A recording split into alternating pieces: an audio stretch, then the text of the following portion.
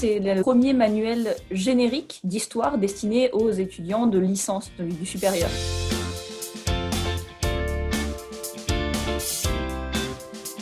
Dans le manuel numérique, on va trouver tout ce qu'il y a dans le texte papier et toute une série d'enrichissements. Ça n'est pas simplement un PDF du manuel papier ou même, disons, une adaptation à la forme numérique du texte papier, c'est véritablement une forme enrichie.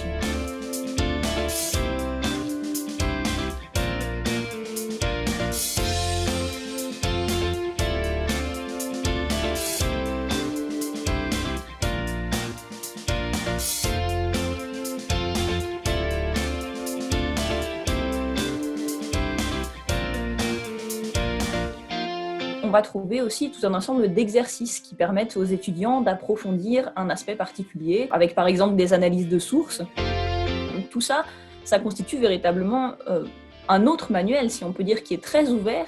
Et concrètement, c'est des milliers de pages et des heures d'enregistrement audio et vidéo qui sont accessibles par ce biais-là.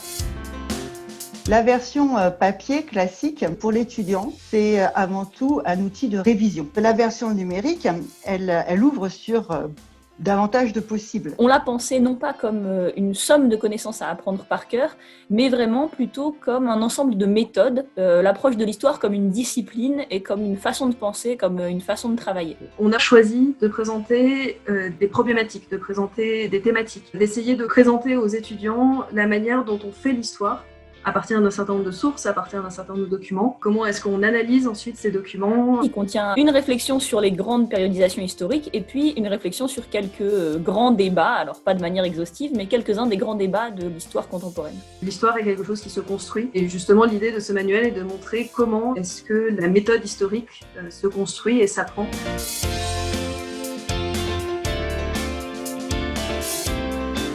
C'était une réponse à un appel à projet lancé par le ministère de la Recherche et de l'Enseignement supérieur. Ça n'existait pas parce que très souvent, les manuels ils sont séparés par période. On avait des manuels sur l'histoire du Moyen-Âge occidental, on avait des manuels axés sur certaines problématiques comme l'histoire politique, l'histoire du genre, l'histoire militaire. Mais c'était des manuels qui présentaient un état des connaissances sur une période ou sur une problématique donnée. C'est à la fois des ressources pour eux, ça leur permet de découvrir la discipline, ça leur permet d'aller plus loin, d'approfondir, ça leur permet de s'entraîner, mais aussi de réviser. C'est aussi donner des ressources aux enseignants pour qu'ils puissent diversifier leurs cours, leur donner des idées d'exercices, des débats, différentes pistes en fait, pour enrichir leurs cours. Une des autres choses auxquelles on a été attentif, c'est de le rendre accessible à tous les publics.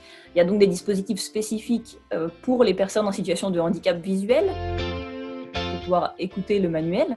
Je ne sais pas où vous êtes ni qui vous êtes. Je vous imagine et vous espère.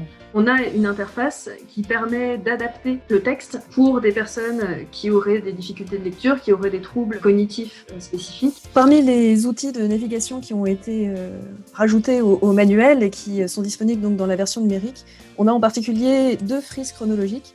Donc une frise chronologique qu'on a intitulée Repères chronologiques qui couvre toute la période historique couverte par le manuel, et puis une frise chronologique, l'évolution de la méthode historique, qui elle est concentrée vraiment sur les aspects plutôt historiographiques.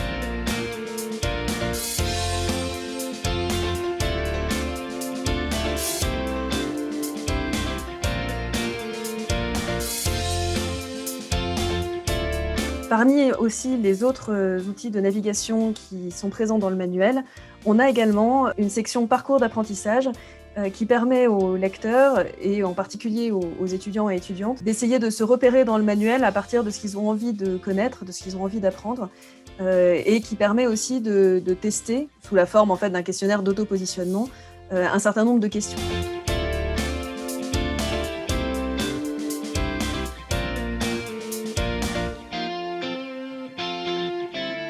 Et puis enfin, on a des parcours thématiques qui ont été rajoutés et qui permet au lecteur et à la lectrice de circuler, alors non plus cette fois sous la forme d'un questionnaire d'auto-positionnement vraiment plus spécifiquement pour les étudiants, mais là vraiment par thème, des thèmes qui n'ont pas fait l'objet de chapitres à part entière, mais qui sont dispersés là encore à travers le manuel. Il y a beaucoup de propositions et il y a des spécialistes qui ont fait l'effort de se rendre lisible, de s'ouvrir à la fois aux étudiants, à la fois à leurs collègues. Et ça, je pense que ça fait un manuel qui est extrêmement riche et foisonnant. La version numérique de ce manuel, c'est véritablement un outil de travail qui peut être partagé, qui peut être collaboratif. C'est un manuel qui est un manuel ouvert sur le monde. C'est un manuel qui vise à prendre l'histoire non pas comme quelque chose de poussiéreux, mais au contraire comme quelque chose qui permet de nous faire comprendre la société dans laquelle on vit.